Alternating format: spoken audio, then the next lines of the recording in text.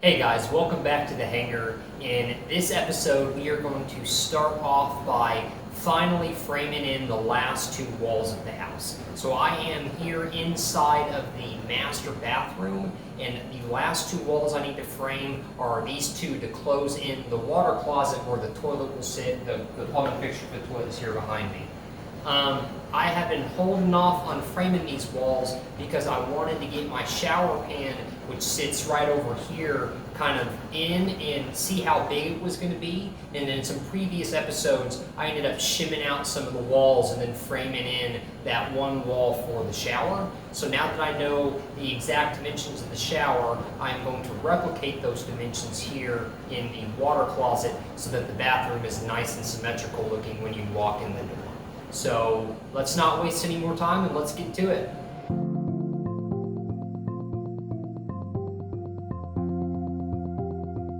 Alright, so let's take a quick look here at the stud layout. As you can see, this is rather large for a water closet. So we talked about it some and thought it was going to be too much wasted space just for the water closet. So let me show you what we think we're going to do to kind of solve it. So here I got my studs kind of laid out normal. Here you can kind of faintly see there's two studs. That's the jam stud, that's the king stud. So this area right here is where the door is going to be. So the door is actually quite a bit of ways from the edge of the wall here, and we are going to plan to, inside the water closet along this back wall, we're going to do 12-inch deep floor to ceiling cabinets. That'll help give us as like a linen closet type area. So we're trying to leave myself enough room here so that we have plenty of room to have, 12-inch cabinets, a little bit of drywall, and then the trim for the door. So I guess a little bit of cabinets, some drywall, and then the trim for the door will all try and fit here in this gap.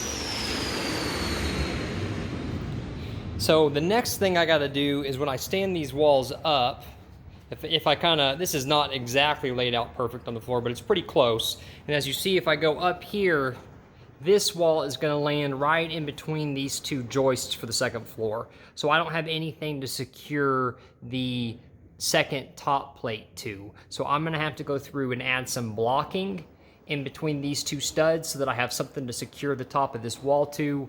And then this wall, of course, runs perpendicular to the joists, so I'll just nail that into the joists over our head.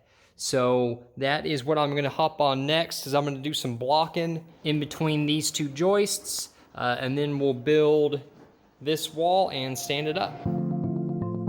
Here I am adding 2x4 blocking in between the 2x8 floor joist for the second floor. I went with 2x4s because it'll leave me a gap where I can run wiring above them.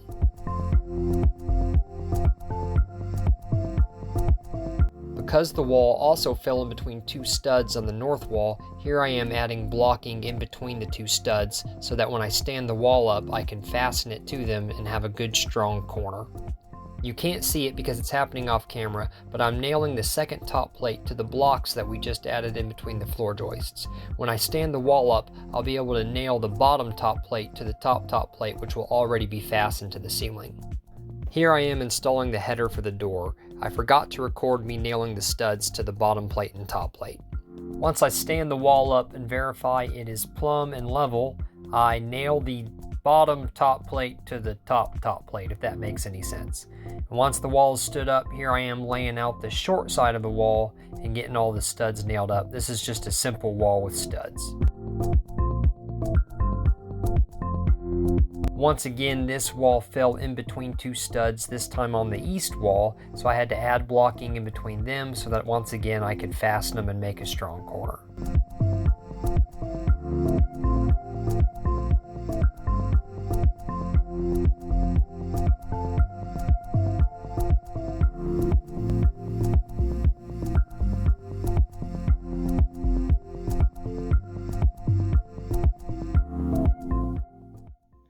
Right on, right on. All of the framing is finally done, at least for the inside of the house. So here is the water closet all framed in. So let me stand back so kind of show you what the whole goal is here. So right now I'm standing in the master bedroom, and this will be the entrance into the bathroom. So as you walk into the bathroom, we'll have two big double doors between the bedrooms and the bathrooms. And when you first walk in to the bathroom, on one side you'll have a vanity, a 4-foot vanity, and then on the other side you'll also have a 4-foot vanity, and everything is a perfect mirror image of each other. You go forward, this wall right here will be a big glass door for getting in and out of the shower, and then this will be a normal wall with a door to get in and out of the water closet. When you walk into the water closet, all along this back wall will be floor-to-ceiling cabinets.